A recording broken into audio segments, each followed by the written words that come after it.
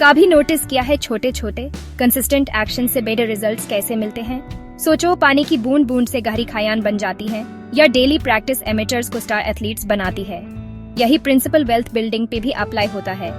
बात बेड़े risky investments की नहीं है, बात है रेगुलरली सेविंग और इन्वेस्टिंग की हैबिट बनाने की, चाहे अमाउंट छोटा ही क्यों न हो। यहाँ सिस्टमैटिक इन्वेस्टमेंट प्लान्स या एसआईपीज काम आते हैं।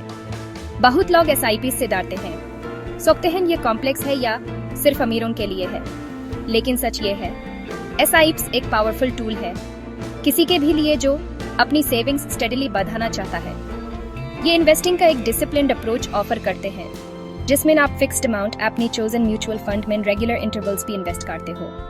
यह मंथली, क्वार्टरली या ईयरली हो सकता है, आपकी फाइनेंशियल कैपेसिटी और गोल्स के हिसाब से। इमेजिन करो एक सिस्टम जो ऑटोमेटिकली आपकी सेविंग्स का एक हिस्सा हर महीने इन्वेस्ट करता है, रिकरिंग डिपॉजिट की तरह।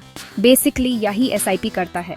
ये आपके इन्वेस्टमेंट्स में डिसिप्लिन लाता है, जैसे फिटनेस रूटीन आपकी हेल्थ में डिसिप्लिन लाती है।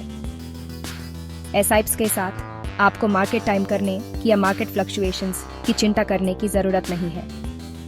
AP fixed amount regular intervals भी इन्वेस्ट करते हो, चाहे मार्केट अप हो या डाउन। इस डिसिप्लिन्ड अप्रोच से आपका इन्वेस्टमेंट कॉस्ट एवरेज आउट हो जाता है।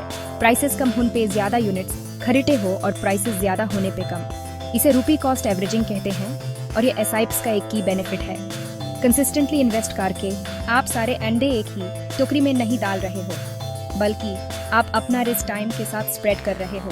ये स्ट्रैटेजी मार्केट डाउनटर्न्स में खासकर बेनिफिशियल होती है, क्योंकि आप कम प्राइसेस पे यूनिट्स एक्यूमुलेट करते रहते हो, जिससे मार्केट रिकवर होने पे लॉन्ग टर्म गेन्स हो सकते हैं। स्टॉक मार्केट एक रोलर कोस्टर की तरह है, ऊपर नीचे होता रहता है। मार्केट को टाइम करने की कोशिश करना, लो बाई करना और हाई सेल करना टेम्पटिंग हो सकता है, लेकिन यह बहुत मुश्किल है एक्सपीरियंस्ड इन्वेस्टर्स के लिए भी। यहाँ सिर्फ एक बड़ा एडवांटेज देते हैं, एसआईपीज के साथ आपको मार्केट मूवमेंट्स प्रेडिक्ट करने की जरूरत नहीं है। एपी कंसिस्टेंटली इन्वेस्ट करते हो, मार्केट कंडीशन से इररिस्पेक्टिव और वॉलेटिलिटी से बच जाते हो। जब मार्केट डाउन होता है, आपका एसआईपी कम प्राइस पे ज्यादा यूनिट्स खरीदता है, और जब मार्केट अप होता है तो कम यूनिट्स ज्यादा प्राइस पे खरीदता है। टाइम के साथ ये स्ट्रेटजी आपके परचेज प्राइस को एवरेज आउट कर देती है, पोटेंशियली आपको मार्केट टाइमिंग से बेटर रिटर्न दे सकती है। याद रखो, इन्वेस्टिंग एक मैराथन है, स्प्रिंट नहीं, और एसआईपीज आपके स्टेडी और रिलायबल रनिंग पार्टनर हैं। चलिए इसे एक सिंपल कहानी से समझते हैं, एक किसान के बारे में जिसका नाम रम था। हर मानसून सीजन में रम डिलीजेंटली अपनी जमीन पर आम के पौधे लगाता था। कुछ गांव वाले उसकी मजाक उड़ाते थे, बोलते थे, अपना टाइम और पैसा क्यों बर्बाद कर रहे हो, बारिश अनप्रिडिक्टेबल है और कौन जाने ये पौधे बचेंगे भी या नहीं। लेकिन रम हर साल पौधे लगाता रहा।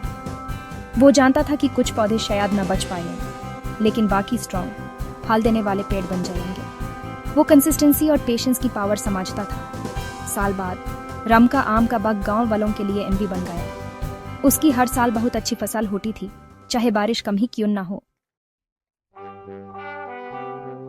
सेक्शन 5, मुश्किलों से जंग, मार्केट डाउनटर्न्स में एसआईपीज। किसान की कहानी इन्वेस्टेड रहने की इंपॉर्टेंस बताती है, चाहे चीजें मुश्किल हो जाएं। जैसे कुछ साल बारिश कम होती है, मार्केट में भी डाउनटर्न्स आ सकते हैं। ये पीरियड्स इन्वेस्टर्स के लिए परेशान करने वाले हो सकते हैं, लेकिन याद रखना जरूरी है कि मार्केट डाउनटर्न्स इकोनॉमिक साइकिल का एक नेचुरल पार्ट है। जो नीचे जाता है वो ऊपर आएगा ही। हिस्टोरिकल डेटा दिखाता है कि एसआईपीज में मार्केट क्रैशेस से रिकवर होने और लॉन्ग टर्म में पॉजिटिव रिटर्न्स देने की पोटेंशियल है।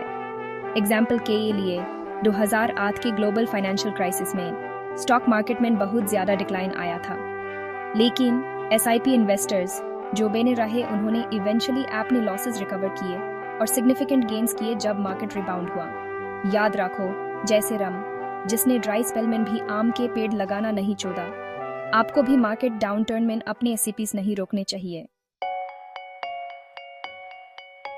सेक्शन 6, तुलना, एसआईपीज वर्सेस अदर इन्वेस्टमेंट्स।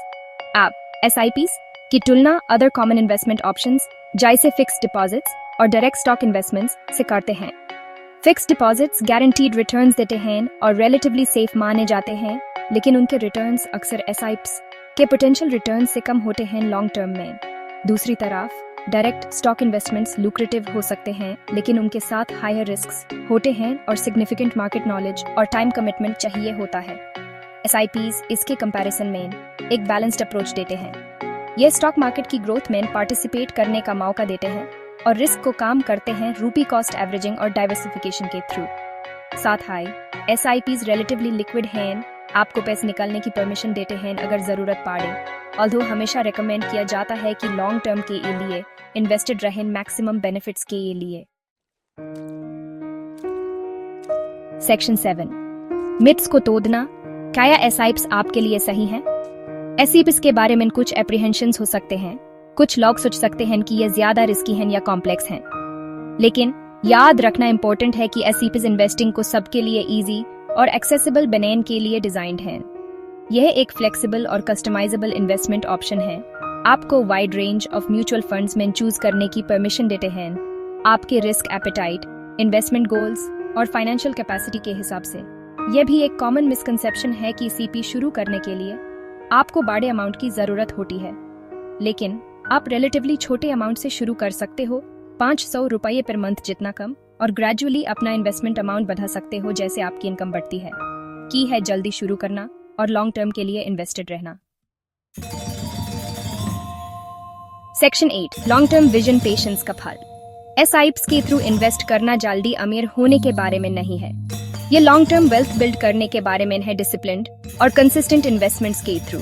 रम को याद है हमारे किसान दोस्त को, वो ओवरनाइट सक्सेसफुल नहीं बना था। यूज सालों की कंसिस्टेंट एफर्ट और पेशेंस लगी थी अपनी मेहनत का फल एंजॉय करने से पहले। सिमिलरली SIPs के साथ आपको लॉन्ग टर्म पर्सपेक्टिव रखनी होगी। कंपाउंडिंग का पावर टाइम के साथ अपना कमाल दिखाता है। जैसे आप इन्वेस्टेड रहते हो, आपकी अर्निंग्स और रिटर्न्स जनरेट करती हैं, एक स्नोबॉल इफेक्ट क्रिएट करती हैं, जो आपके वेल्थ को लॉन्ग टर्म में सिग्निफिकेंटली बढ़ा सकती है। जल्दी शुरू करके और इन्वेस्टेड रहकर आप अपने इन्वेस्टमेंट्स को बांधने का टाइम देते हो और मार्केट फ्लक्चुएशन से बच जाते हो, अपने फाइनेंशियल गोल्स अचीव करने के चांसेस को मैक्सिमाइज करते हो।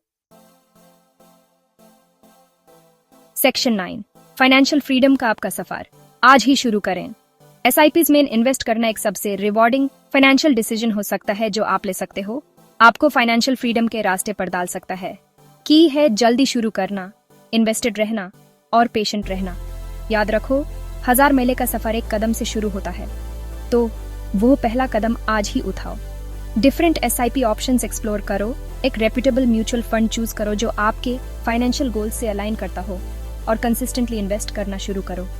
टाइम के साथ आप कंपाउंडिंग की पावर से और ये छोटे कंसिस्टेंट इन्वेस्टमेंट्स आपको अपनी फाइनेंशियल एस्पिरेशंस अचीव करने में कैसे मदद कर सकते हैं, इसे हैरान हो जाओगे। जैसे रम, जिसने अपनी पेशेंस और परसिवरेंस का फल पाया, आप भी SIPs की पावर को अपना कर अपने लिए एक ब्राइटर फाइनेंशियल फ्यूचर क्रिएट कर सकते हो।